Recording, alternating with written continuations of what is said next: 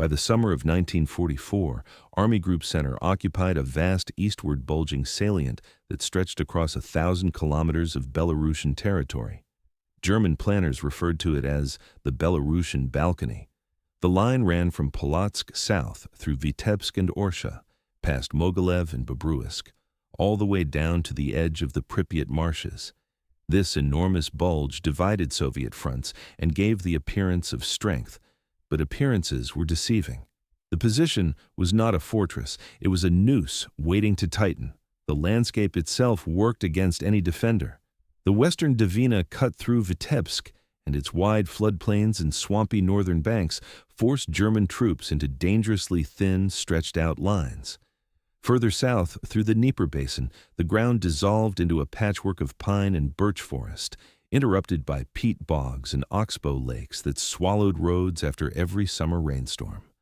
The handful of hard-surfaced highways all funneled through the same handful of cities, and this single geographic fact turned those cities into the structural pillars holding up the entire defense.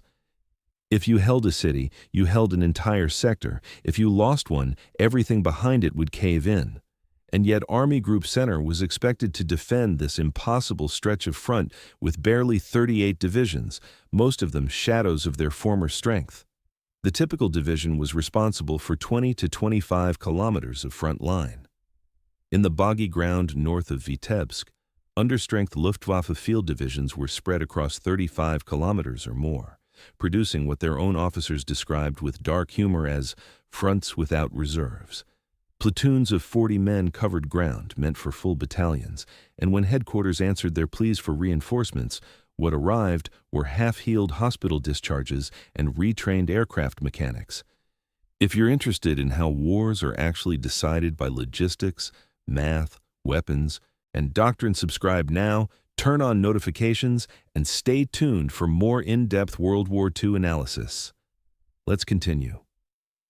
Obergefreiter Klaus Weber had lost track of how long he had been here. Dates were meaningless in the forward trenches, where existence was measured by the scrape of entrenching tools against sodden earth and the gaps between Soviet observation planes passing overhead. His trench cut through a grove of birch trees, whose pale bark curled away in ribbons that looked like flaking skin. His section of line was 40 meters wide. He shared it with 11 other men, all that remained of a company that had once numbered 120. The others had been siphoned off to fill holes elsewhere in the line, shipped rearward with frostbite injuries that had never properly mended, or placed in the shallow graves scratched into the dirt behind the supply point. The ground here had a deceptive quality. The topsoil was sandy and loose, but just below the surface, water saturated everything, so that any hole dug more than a foot deep became a well within hours. Weber's boots had not been dry since early spring. The leather had gone soft and cracked along every seam, and the flesh of his feet had taken on a waxy yellowish pallor. When he removed his socks each evening, thin translucent layers of skin peeled away with the fabric. Still, he dug. They all dug. Every evening brought the same instructions from above. Deepen the firing positions, lengthen the communication trenches, stack another row of timber across the bunker ceilings. The pine logs they hauled into place for overhead protection leaked resin in the afternoon heat, forming sticky amber droplets that attracted swarms of flies. After dark, the insects would crawl across the faces of sleeping men, and Weber had trained himself to breathe only through his nose so he would not inhale them. The observation post sat 200 meters ahead of the main trench, occupying a reinforced shell. Crater with a wall of sandbags and a single MG-42 mounted on its tripod. From that vantage point on clear mornings, the Soviet positions revealed themselves as a dark line of freshly turned earth stretching across the far tree line, the dull shine of wire obstacles, and now and then the movement of distant figures too far away to make out clearly. Weber had been studying that horizon for 6 weeks. Something was happening over there. Corduroy roads, the experienced men said. Timber laid crosswise over the marshland, building paths through terrain that should have been completely impassable. The Soviets did their work under cover of darkness, and by first light, the forest canopy hid everything they had accomplished. But Weber could see the evidence, fresh tire tracks materializing in areas that no vehicle should have been able to reach, faint straight-edged patterns of laid logs visible through his field glasses when the early morning fog burned off. He filed reports. The reports traveled up the chain of command. No response ever came back down. The smell of the position formed its own landscape. Pine pitch and the chemical sharpness of latrine powder, the metallic bite of water drawn from a flooded crater, a cloying sweetness drifting from something decomposing nearby that no one had ever located, and beneath all of it, the permanent damp wool musk of soiled uniforms and bodies that had not seen soap in weeks. Weber wrote home to his wife that spring. They call this a quiet sector, but nothing about it is quiet. We hold a series of points along a line, but the line is far too long for the number of men we have. Every night, the Russians move closer. I can sense them gathering in the forest, waiting. He never got an answer. On March the 8th, 1944, Führer Order No. 11 codified a policy that had been taking shape since the start of the year. Designated cities along the Eastern Front would become feste Plätze, fortified strongholds to be defended, to the last round by garrison commanders who answered directly and personally to Hitler. That spring, Vitebsk, Orsha, Mogilev, and Bobruisk, the critical anchoring points of Army Group Center's defensive line, each received this designation. No commander would be permitted to abandon these positions without Hitler's personal and explicit authorization. The underlying doctrine was brutally simple. Fanatical resistance would replace flexible defense. Territory could not be surrendered to buy time. Field Marshal Ernst Busch passed these orders down through the chain of command without objection. Busch was rigid, obedient, and unshakably loyal to Hitler, a soldier whose sense of duty left no room for independent operational judgment. Where other commanders like Model or Manstein might have pushed back, stalled, or bent their orders through creative interpretation, Busch simply obeyed. His staff watched him relay the fortress directives with meticulous military formality, fully understanding what they implied. Entire divisions would be riveted to fixed positions, stripped of the ability to maneuver, stripped of any possibility of avoiding encirclement. One corps commander would later write with unconcealed bitterness about orders that manufactured encirclements from within. In Vitebsk, more than 30,000 troops drawn from the 206th and 246th Infantry Divisions and various attached units spent that spring fortifying the city perimeter. They poured concrete, strung concertina wire, and stockpiled shells for a siege whose true nature, their own execution, none of them yet comprehended. The officer charged with holding this trap was General Friedrich Gollwitzer, commanding the 53rd Corps. By June of 1944, Gollwitzer had served long enough and seen enough to recognize a hopeless position the moment he was standing inside one.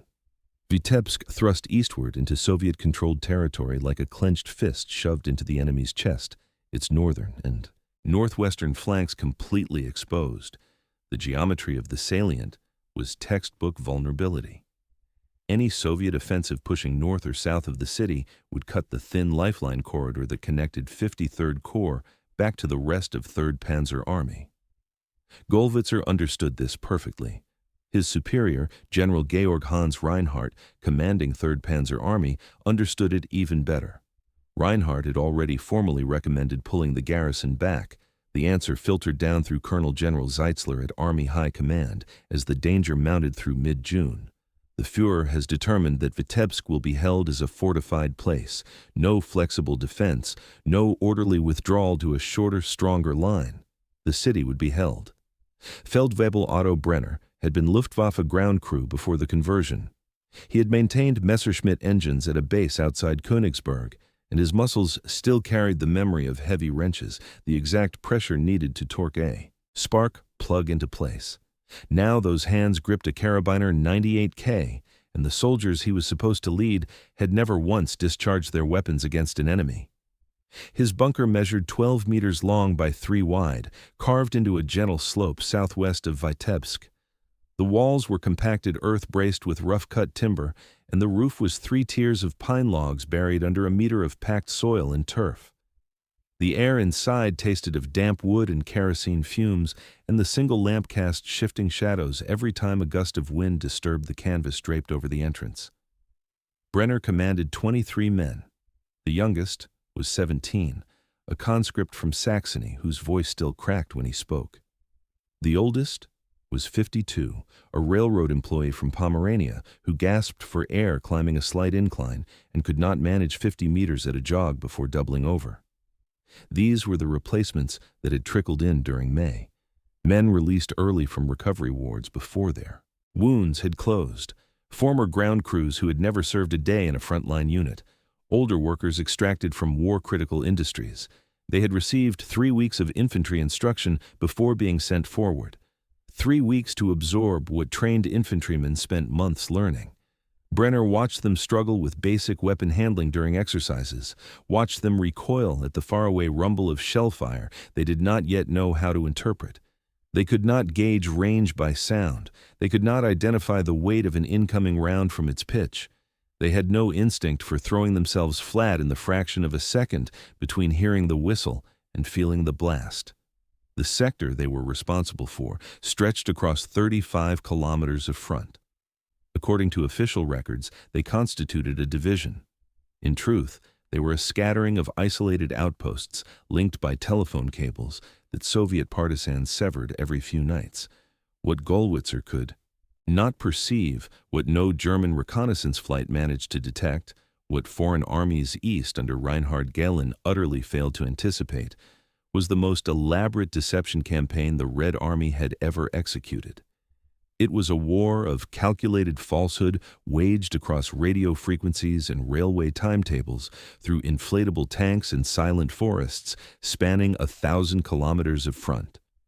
While Gehlen's intelligence machine tracked Soviet armored formations apparently concentrating in Ukraine and confidently forecast that the main offensive would drive toward Romania, those very armored formations had already vanished from their positions. Decoy radio networks hummed with fabricated signals mimicking the communications of massed tank armies in the south. Ghost headquarters broadcast movement instructions for divisions that had long since departed their assigned areas. Soviet communication security was flawless.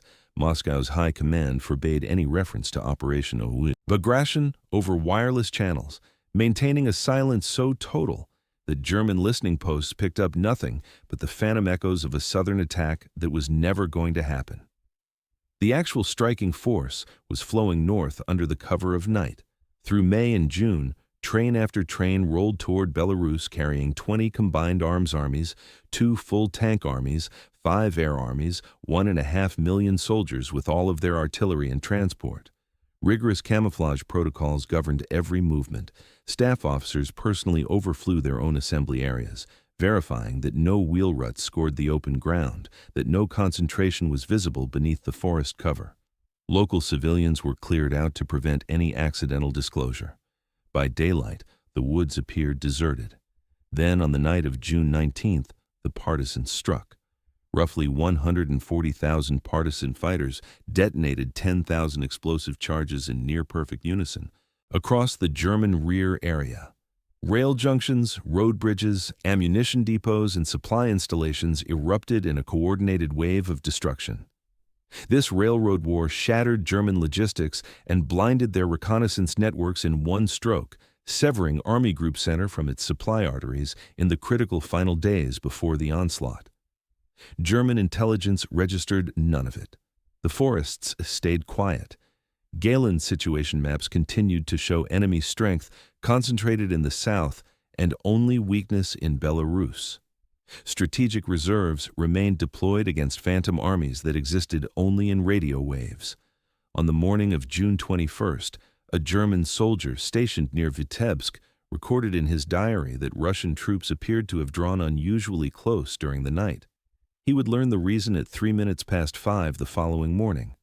At 5 o'clock on the morning of June 22, 1944, precisely 3 years to the hour since Hitler's forces had crossed into the Soviet Union, 7,000 guns, mortars, and multiple rocket launchers erupted simultaneously along the length of the Belarusian front. Those who survived would describe it as the most savage and overwhelming bombardment they had ever endured.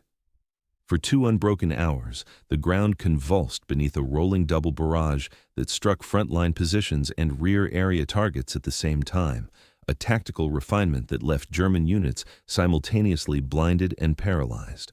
Forward trenches were plowed flat, bunkers caved inward, and buried the men sheltering inside.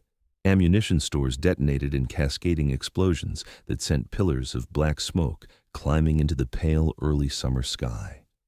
Individual detonations merged into a single continuous wall of noise. Men pressed against the floors of their dugouts felt the earth shudder as 122-millimeter howitzer rounds smashed defensive wire into twisted scrap, while Katyusha volleys converted fortified positions into overlapping craters. Dust and smoke grew so dense that visibility shrank to arm's length. Field telephone lines were severed within minutes, isolating battalion and regimental headquarters from the units they were supposed to command. The first round detonated 30 meters behind Weber's position. The universe inverted itself. He was face down before conscious thought caught up, cheek ground into wet sand, mouth full of grit and the sharp taste of copper. The second shell struck closer. The third lifted his body clear off the ground and hurled him into the trench wall, and for one suspended instant, he was staring straight up at the sky, at the stroboscopic pulse of artillery flashes lighting low cloud, at the luminous arcs of rockets streaking overhead. Then, the noise filled every space inside him, and he was no longer a human being. He was a thing that crawled. The barrage followed a pattern, but not one Weber could decipher. The shells arrived in layered sequences. First, the heavy calibers that made the ground heave and crushed the deep shelters, then the lighter guns that raked the communication trenches, then the rockets that shredded the wire and cratered the parapets. There was no interval. There was no gap. There was only the relentless drumbeat of obliteration that he felt through his sternum, through his jaw, through the marrow of his skull. He crawled toward the bunker. The entrance lay 10 meters ahead of him, a distance measured in detonations. His fingers brushed a boot. He looked up. Private Schumann was propped against the trench wall, back perfectly straight, hands resting neatly in his lap, his head no longer attached to his body. Weber kept crawling. The bunker entrance had caved in. The logs that once framed the doorway were snapped and jutting outward like broken ribs, and the earth behind them was still settling in slow cascades. Weber clawed at the debris, fingernails splitting against wood and stone, but the soil slid back faster than he could move it. From inside came sounds, not words, just the noises men produce when their lungs cannot find air. A shell struck the bunker roof. The blast flung Weber backward through empty space. When his eyes opened again, he was lying in a hole in the ground that had not existed half a minute earlier. His ears sang with a high, constant tone. Blood ran from both nostrils. The bunker was gone, not damaged, not collapsed, erased, as though it had never been constructed. Where it had stood was a raw, smoking pit 6 meters wide, already filling with dark water. Through the haze he could see them, Soviet infantrymen in their olive summer tunics, advancing in loose formation across the marshland. They moved without urgency, weapons held ready, stepping over wreckage and bodies with the deliberate calm of men completing a routine exercise. Weber had no rifle. He had no one beside him. He had no direction left to go. He raised both hands above his head. By the evening of June 23rd, the unfolding tactical picture had resolved into a single inescapable operational truth. The 53rd Corps was being surrounded. Soviet penetrations from north and south had driven deep enough to directly threaten the single highway leading west from Vitebsk toward Lapel. Gollwitzer's staff officers tracked the advancing enemy positions on their acetate map overlays, measuring the contracting corridor with compasses and lengths of string. The arithmetic was merciless. Every hour of inaction shrank the escape window by another few hundred meters as Soviet rifle divisions pressed inward from both flanks. Gollwitzer transmitted his assessment to Reinhardt at 3rd Panzer Army headquarters. Soviet forces had achieved deep penetrations on both sides. The western routes faced immediate severance. Encirclement was now a matter of hours, not days. He formally requested authorization to conduct an immediate breakout while the corridor still existed. His dispatch was measured and precise, stripped of any trace of panic. Reinhardt grasped the gravity at once. He passed Gollwitzer's request up the chain with his own forceful endorsement, warning that any further delay would seal the pocket permanently. The breakout had to begin now, tonight, while the Corps still possessed the cohesion and mobility to move as a fighting force. The response descended through Busch. Vitebsk will be held. Stabsarzt Friedrich Vogler had been a surgeon at a university hospital in Munich before the war. He had trained in immaculate operating rooms with bright overhead lamps, reliable anesthetics, and surgical nurses who could name every instrument on the tray. Now, he operated in the basement of a gutted apartment block by the unsteady light of candle stubs and a single kerosene lantern, using supplies that had been exhausted 3 days earlier. The cellar stretched 30 meters long and 8 meters across. 73 wounded men filled it. There were supposed to be cots, but the cots had been broken apart for construction timber when the upper stories came down.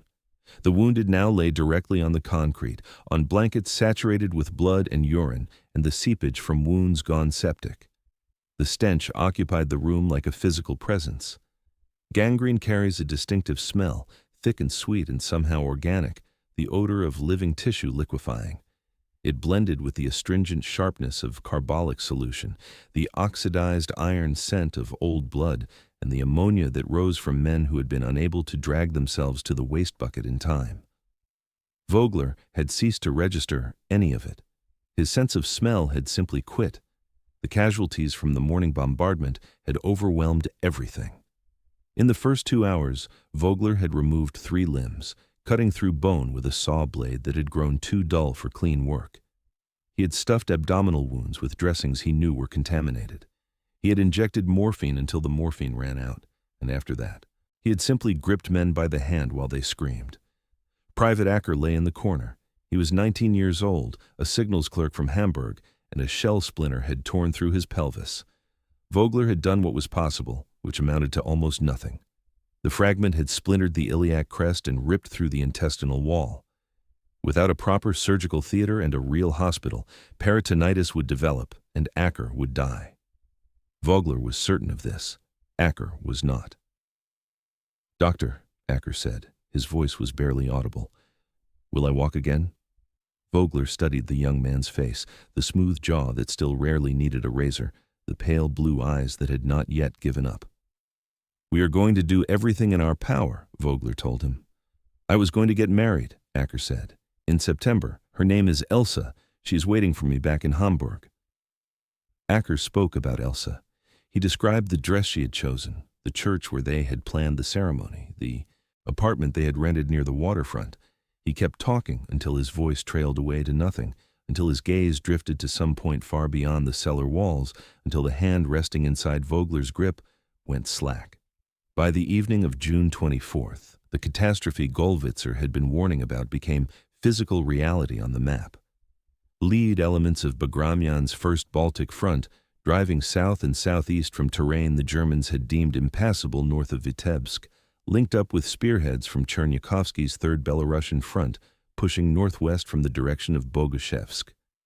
The junction occurred in the wooded, swampy belt 10 to 20 kilometers west of the city. Approximately 35,000 German soldiers were now sealed inside a pocket roughly 30 kilometers across at its widest. 5 divisions, the 206th Infantry, the 246th Infantry, the 4th and 6th Luftwaffe Field Divisions, and fragments of various support units, were completely severed from the remainder of Army Group Center. The roads west, the same roads Gollwitzer had begged permission to use while they remained open, now lay firmly in Soviet hands. Aerial resupply was theoretically feasible, but utterly inadequate for a trapped force of this size. The fortress that Hitler had demanded be held at any price had become, exactly as Reinhardt had predicted, a sealed grave. On June 26th, after a succession of desperate appeals from Reinhardt, Hitler authorized a partial breakout, but on the condition that only 3 of the 5 divisions could withdraw. The 206th Infantry Division was to stay behind in Vitebsk as the permanent fortress garrison, fulfilling the Feste Platz decree to defend the city to the final man and the final cartridge. It was the worst possible outcome, a half measure that satisfied neither military logic nor ideological conviction, a compromise engineered to produce the maximum number of dead while accomplishing nothing of strategic value. Even this grudging authorization came too late. By the morning of June 26th, Soviet forces had spent 2 complete days reinforcing and thickening the encirclement ring.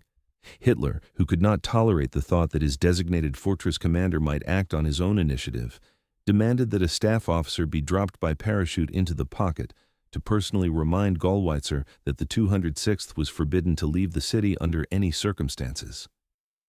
Reinhardt, in a rare act of open insubordination, replied that if anyone was going to be dropped into that hell, it would be himself. That evening, Gallwitzer reached his decision. He would order a complete corps-level breakout.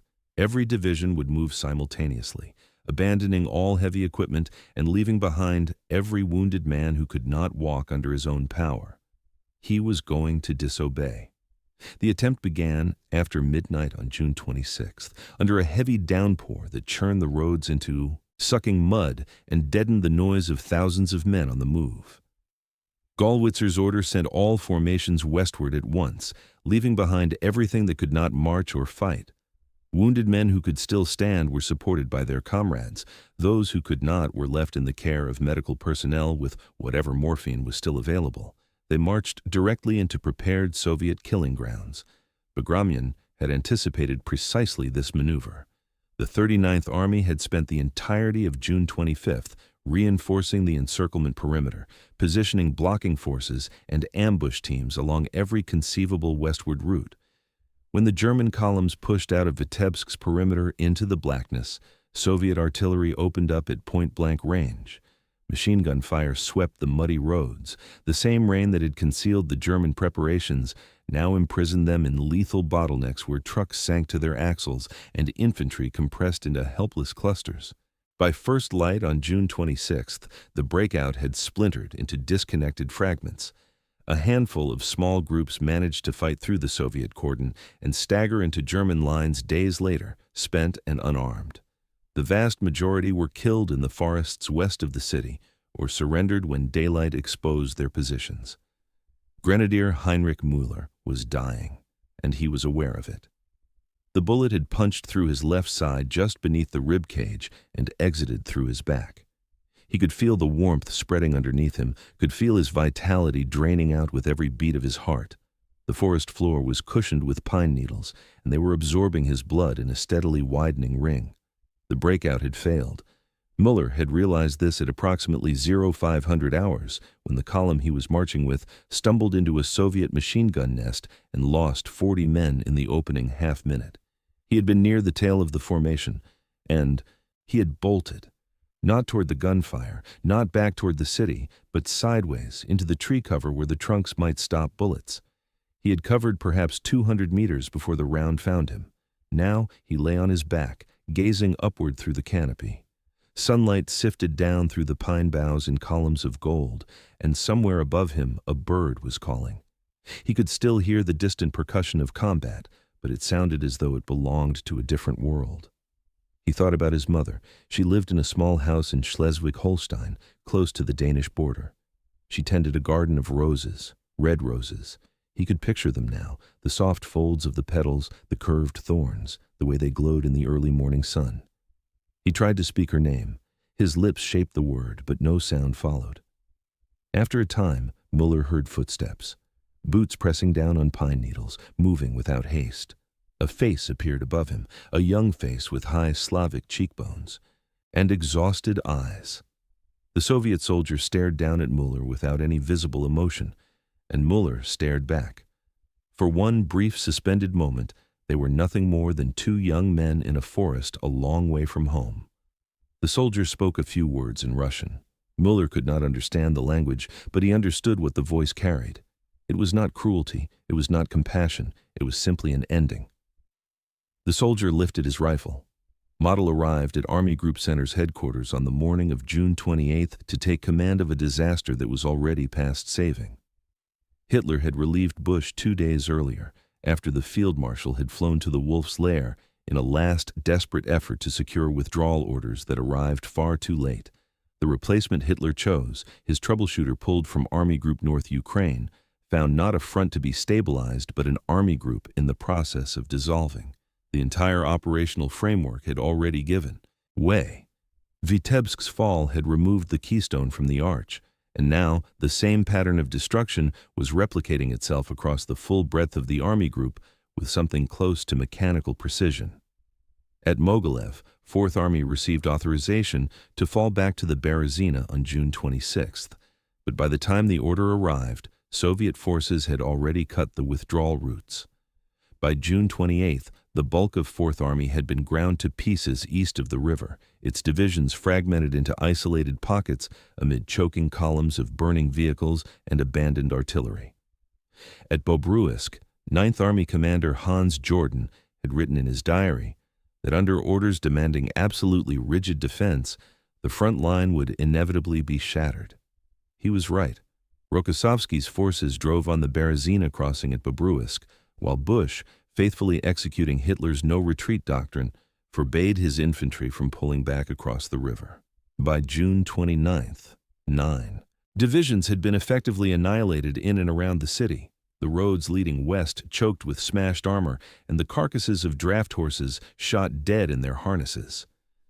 By July 4th, Minsk fell. In the days that followed, the surviving remnants of 4th and 9th Armies were encircled west of the capital in a vast pocket that yielded tens of thousands more prisoners, haggard men stumbling along cratered highways under relentless aerial bombardment. Army Group Center absorbed more than 300,000 casualties. 28 of its 34 divisions ceased to exist, a catastrophe exceeding Stalingrad in scale. Obergefreiter Klaus Weber was walking. He had been walking for 4 days, possibly 5. Time had dissolved somewhere along the road from the prisoner collection point to wherever the column was headed. The procession stretched before and behind him as far as the eye could reach, thousands of men in shredded, filthy uniforms shuffling forward beneath the watchful muzzles of Soviet escorts. His feet were raw and bleeding. The ruined leather of his boots had finally disintegrated completely, and the soles were lashed on with strips torn from his own tunic. Every footfall drove a bolt of pain up through his legs, but the pain had become so constant it was almost a companion, a reminder that his body still functioned.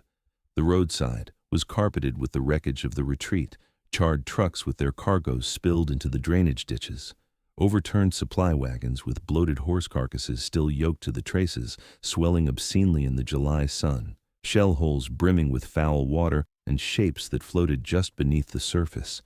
The stench was inescapable, a dense, sweet reek of decomposition that coated the roof of the mouth and embedded itself in memory. Weber no longer looked at the dead. In the beginning, he had tried to match faces to names, to hold some private ceremony of recognition for men he might have known. He abandoned the effort on the second day, when he understood that the faces had stopped being recognizable as faces. A Soviet guard strolled past, his submachine gun cradled loosely across his forearms.